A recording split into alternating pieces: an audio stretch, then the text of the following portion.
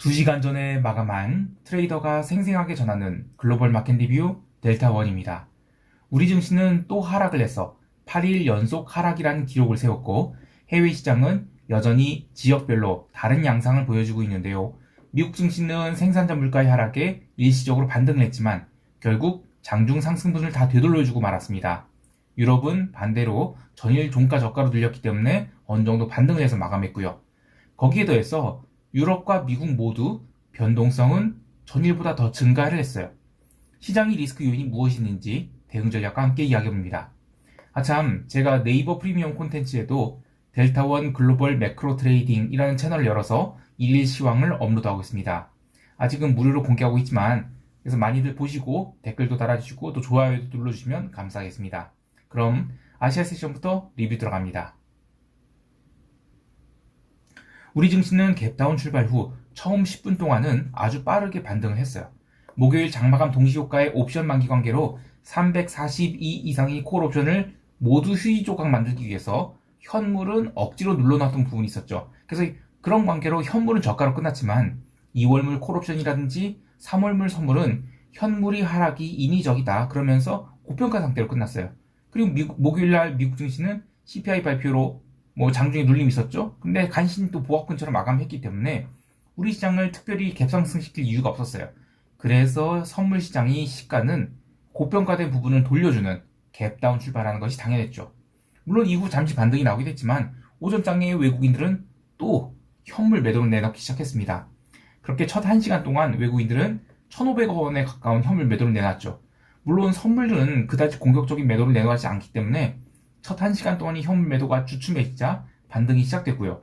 그렇게 11시까지는 외국인들도 선물 매도분을 걷어내며 다시 342.5선까지 반등하게 됩니다. 하지만 12시 이후로 다시 현물 매도가 시작되자 외국인들은 선물 매도도 늘리기 시작했고 이러면서 간만에 시장 베이시스가 제법 악화돼서 이론 대비 마이너스 0.4포인트까지 늘리기 시작하며 프로그램 차익 매도가 약 1,400억이 나왔습니다. 당일 외국인들이 선물 매도 규모는 3,500억도 넘기지 못했지만 현물 매도가 오후장에 최대 2,700억까지 나온 점 그리고 조금 공격적인 선물 매도가 나온 점 등은 불편한 부분이라고 할 수 있겠는데요. 달리 우리 증시만 그런 게 아니라 대만 증시도 오전장 반등을 오후에 다 눌러줘 버렸어요. 그래서 글로벌 증시의 자산 배분하는 입장에서는 지금 최선호 지수인 니케이 그리고 나스닥에만 집중 매수를 하고 나머지 증시는 거의 패시브 수준으로 무대응하고 있다라고 볼 수 있겠어요. 선물이 마이너스 1.03%, 즉 3.55포인트나 하락을 해서 꽤 많이 눌린 것처럼 보이지만 전일 선물 베이시스 마감이 이론 베이시스 대비 1포인트가량 고평가된 상태로 끝났죠. 그리고 오늘의 시장 평균 베이시스는 이론 대비 마이너스 0.4포인트였어요. 그래서 3.55포인트에서 1.4포인트를 빼면 2.15포인트 하락한 거예요. 즉 행사가 하나조차 옮기지 못한 수준의 하락이기 때문에 그러한 지수 하락에도 불구하고 콜옵션 중심으로만 변동성이 와장창 내려앉았습니다. 시장이 상승 전환한다 하더라도 이러한 옵션 프리미엄 정리는 언젠가는 꼭 필요한 상황이었어요. 그래서 그냥 일어나야 할 일이 잘 일어난 그런 건전한 조정이었다라고 보고 있습니다. 옵션 시장을 보면 어제의 콜 클래스 옵션 사고에 털린 것이 원통했는지 오늘은 양 클래스 모두 아주 폭풍 같은 옵션 미결 증가가 일어났습니다. 하루에 이렇게 많은 옵션 미결지 약정이 증가한 것을 보기 드문 일인데요. 어제는 어제고 새로 그 1일 손실 한도를 받았을 테니 이를 악물고 아주 오지게 옵션을 팬 결과가 아닌가 싶습니다. 덕분에 V코스피 지수는 17포인트를 깨고 내려갔는데요. 하지만 여전히 해외 시장 대비 우리 시장의 변동성 지수는 높다라고 할 수 있겠습니다. 즉 옵션을 패서 먹을 게 많지 옵션 매수를 하기에는 20% 정도 부족한 상황이 아닌가 생각해요. 이제 유럽 세션 넘어갈게요. 유럽 증시는 전일이 눌림을 모두 만회하는 반등으로 마감을 했습니다. 하지만 전일 종가 저가로 마감했기 때문에 장 초반의 상승은 전일 종가 대비로는 1%의 갭상승이 나온 것이죠. 그래서 약 한 2시간 정도는 고가에서 횡보하고 그 다음에 미국 PPI 발표를 앞두고는 눌리기 시작했어요. 그리고 이제 PPI 발표 후에 더 이상 이벤트 나올 게 없다고 본 유럽 증시는 반등을 재개했습니다. 자, 그런데 제 이상한 것은 유럽 증시가 반등을 했음에도 불구하고 변동성은 증가했어요. 미국도 마찬가지로 지수가 장중에 반등을 하던 하락을 하던 변동성이 증가했죠. 그래서 2월물 S&P 변동성 선물은 2.82% 상승한 14.6포인트까지 올라와서 마감했는데요. 아무리 휴일이 있고 뭐라고 해도 그동안의 시장이 과도하게 변동성이 눌린 거 아니냐, 그리고 너무 횡보한 거 아니냐, 이런 우려가 있는 것 같아요. 물론 다음 주가 이제 유럽과 미국 둘 다 옵션 만기거든요. 그래서 2월물 변동성 선물에 대한 저평가 이야기가 나올 법도 해요. 자, 이거는 다음 주에 또 추가로 이야기하겠습니다. 이 목이 아직 안 났네요. 자, 채권 시장의 흐름도 참 재밌었습니다. 어제도 오늘도 미국은 단기 채권 위주로 상승이 있었어요. 어제는 CPI가 높게 나와서 일시적으로 단기 금리가 올랐지만 이후 채권이 저가 매수가 들어오면서 금리가 다 내려왔는데, 오늘은 PPI가 낮게 나오니까 지표에 맞게 반응해서 채권 매수가 폭발적으로 들어오면서 이틀 연속 양봉 만들었어요. 그러니까 지금 시장은 경제 지표가 어떻게 나오든 4%대의 쿠폰을 주는 미국 2년 국채는 땡큐 하고 사들어간다는 거예요. 이걸 보면 작년에 리세션 예상하고 채권을 안 담았던 투자자들이 올해는 아주 지나치게 공격적으로 연초부터 채권을 담는 게 아닌가라는 생각이 듭니다. 통화시장에서는 이틀 연속 제자리 흐름이 나왔는데, 이 PPI 발표 전에는 비달러 바스켓들이 살살 눌리면서 전일이 CPI 발표 수준까지 내려가고 있었죠. 어제 CPI 발표에 채권도 눌리고 비달러도 눌렸다가, 이거 녹화를 하기가 잠깐만요, 물 마시고요. 자, 다시 할게요. 어제 CPI 발표에 채권도 눌리고 비달러도 눌렸다가 이후에 저가 매수가 들어오면서 모두 회복했죠. 근데 이게 오늘 유럽 세션 시작하고 나서는 채권은 저가 매수가 들어와도 통화는 오버면 안 되지 하면서 통화에서는 계속 매도가 있었어요, 비달러가. 그런데 PPI 발표와 함께 다시 비달러가 반등을 했죠. PPI 잘 나오니까.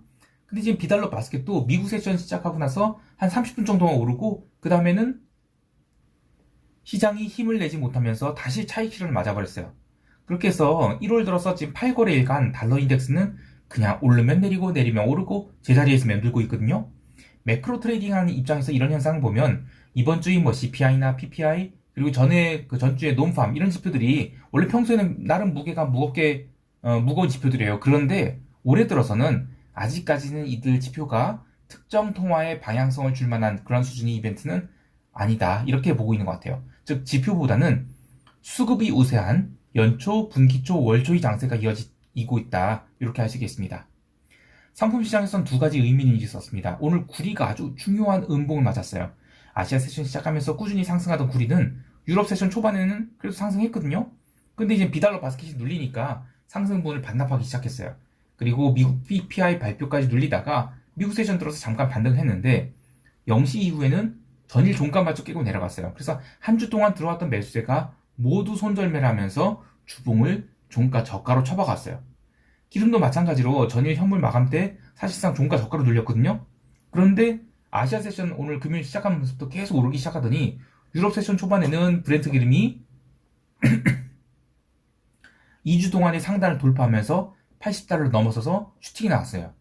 하지만 80.75달러까지 사실상 숏 스케줄로 쫙 올라갔던 기름은 한국 시간으로 저녁 8시 40분에 고점 찍고 그다음부터 계속 밀렸거든요. PPI 이후에도 계속 매도를 얻어맞으면서 하락을 했어요.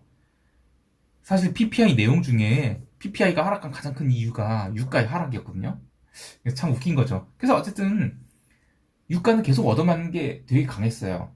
새벽 3시경에는 그래서 마이너스 전환해서 긴 윗골이 달린 음봉을 마감했습니다. 제가 이번 주 내내 이야기했던 게 뭐냐면, 유럽 세션에서는 유가를 어떻게든 당기려고 한 투자자가 있다면 미국 세션에서는 유가를 어떻게든 끌어내려는 투자자가 아주 치열한 자리 다툼을 하고 있다. 이게 이번 주 내내 이어졌다라고 보고 있는데요. 그래도 주말간 무슨 리스크가 있을지 몰라서 윗꼬리를 크게 달았을 뿐, 텍사스 기름은 72.8달러에서는 나름 지지를 받았어요. 이렇게 구리와 기름, 이거 둘 다 산업용 원자재들이죠. 이런 흐름에서 추정할 수 있는 것은 올해 상품 시장을 바라보는 시각이 여전히 부정적이다. 즉, 수요단에서의 회복은 여전히 쉽지 않겠다, 이렇게 보는 것 같아요. 그나저나 기름은 올해 들어서 결국 72달러를 중심으로 75달러와 70달러는 아주 좁은 진폭내에서 계속 흔들기를 하고 있는데, 지금 아라비아 해나 이런 데서 홍해에서 계속 그 얘기가 나오고 있죠. 이 페르시아만이나 이런 데서 예멘이 후티 반군이 또는 이란이 지정학적 리스크를 키우고 있다, 유조선 납치 어쩌고저쩌고 계속 이야기가 나오고 있는데, 그럼에도 불구하고 유가는 전혀 폭등하지 않고 유럽 세션에서 오르면 미국 세션에서 까고 있어요. 즉 공급이 더 많다는 것입니다. 특히 미국이 이제는 그 유가의 어떤 헤게모니를 쥐었다고 봐요. 유가는 그 조절되고 있는 것이지 폭등하도록 내버려두지 않고 있다라고 보는 것입니다. 자, 이제 미국 세션 넘어갈게요. 미국 지수 선물은 PPI 발표 전만 해도 전일 나스닥 중심으로 당겨놓은 시장이 좀 부담을 느낀 듯 눌림이 있었어요. 특히 또 다우 지수가 많이 약했습니다. 이거는 뭐 유나이티드 헬스그룹이 프리마켓에서 갭다운 맞은 것, 그리고 은행주들도 실적 발표가 나왔는데 영 뭐 좀 그랬죠. 그래서 차익 실현 압박이 있어서 장중 내내 다우 지수는 약세를 보였어요. 그리고 PPI가 하락한 것으로 나오니까 가장 강하게 반응한 것은 러셀이었습니다. 러셀도 그동안 굉장히 오랫동안 횡보했거든요. 그 본장 개장을 1.8%나 갭상승 출발을 했어요, 러셀은. 그런데 이제 나스닥이 추가 상승 시도하니까 일시적으로 한 15분 동안 2% 넘기기도 했죠. 그래도 러셀은 그렇게 갭상이 워낙 크니까 18분만 딱 반등하고 바로 무너지기 시작했어요. 러셀은 이후 30분 동안 갭상승했던 부분 다 돌려주고도 계속 매물을 얻어맞으면서 PPI 발표 직전에 눌렸던 부분마저 깨고 내려갔어요. 그래서 고점 대비 2%가 넘는 하락을 마감했는데요. 러셀도 잘 보면 1월 4일 이후로 위아래 계속 방향성 타진했지만 결국 매도를 계속 얻어맞으면서 주중반 이후로 그 매도세가 압도를 해서 주봉을 음봉도치를 마감하게 됐어요. 나스닥 선물도 마찬가지로 전일 오후장에 올린 것이 과했던 것인지 유럽 세션에서는 5일선 조정을 주기까지 했는데요. PPI 발표 이후에는 17,042포인트까지 빠르게 상승했어요. 하지만 이때 시장의 상승을 곱게 볼 수 없었는데 나스닥 선물 17,000포인트를 본장 개장 직전까지 어떻게든 올려놓고 나서 15분간이 영원히 스퀴즈를 낸 것이 고작 40포인트밖에 안 돼요. 그러면 그게 상방 시세는 전부일 가능성이 크죠. 특히 이때 지수 변동성 계속해서 증가하고 있었거든요. 그러니까 시장이 의미 있게 상승하는 것, 개장하고 나서 강하게 상승해서 장대 양봉 뽑으려고 했다. 그러면 15분 동안의 상승에 최소 0.8% 상승했어야 돼요. 그런데 시가 갭상승이 0.2%인데 나스닥이 거기서 15분 동안 0.2%밖에 못 달렸다. 이거는 시장에 힘이 없는 것이죠. 그래서 차익 실현이 나온다면 강하게 부러질 수 있었어요. 자, 그런데 대음봉을 보기엔 또 적합하지 않았거든요. 그러니까 러셀은 1.8% 갭상승해서 2% 찍고 나서 그 상승분을 다 돌려놓는, 그러니까 거의 뭐 고가에서 마이너스 2%가 빠졌어요. 근데 나스닥은 또 그렇게까지 빠진다고 보기 어려웠던 게 나머지 시장은 또 상황은 또 지나치게 리스크온이었거든요. 다음 주 월요일이 미국 휴장인 것도 영향을 미쳤고, 그리고 무엇보다도 AI 주식이 너무 강했어요. 그래서 나스닥은 현물 기준으로 보면 0.2% 갭상승해서 추가로 0.2% 상승, 그리고 다시 보아본 다음에 또 아래로도 0.2%만 상승, 하락, 이렇게 도치를 만들었습니다. 그래서 사흘 연속 종가를 같은 자리에 붙여넣게 됐어요. 개별 종목을 보면 테슬라가 아주 중요한 하락을 해버린 대신 마이크로소프트를 포함한 AI 내러티브가 묻은 메타, 마이크로소프트, 구글 이런 것들은 연중 신고가를 갱신하는 고가권에서의 버티기가 있었고요. 비트코인 ETF 관련 세론더 뉴스가 아주 심각하게 돌아가고 있는 코인베이스, 로빈후드 마켓츠 이런 것들은 어제도 그렇고 오늘도 연일 장대 음봉을 만들고 있는 것도 눈에 띕니다. 자, 이제 시장 총평하면서 대응 전략 이야기할게요. 우리 증시는 2520선, 이 종합주가 여기가 굉장히 나름 중요한 지지선이 된 자리예요. 그래서 이 구간에서는 숏이 아닌 롱을 봐야 된다고 생각하는데요. 이 콜옵션을 공격적으로 매수할, 그러니까 적극적으로 상방을 봐야 될 자리라기보다는 이 구간에서는 하락이 좀 멈춰질 수 있다 이렇게 보고 있어요. 그러기 위해서는 콜옵션 매수보다는 풋옵션 매도로 소극적으로 대응하는 것이 좋다라고 보는데요.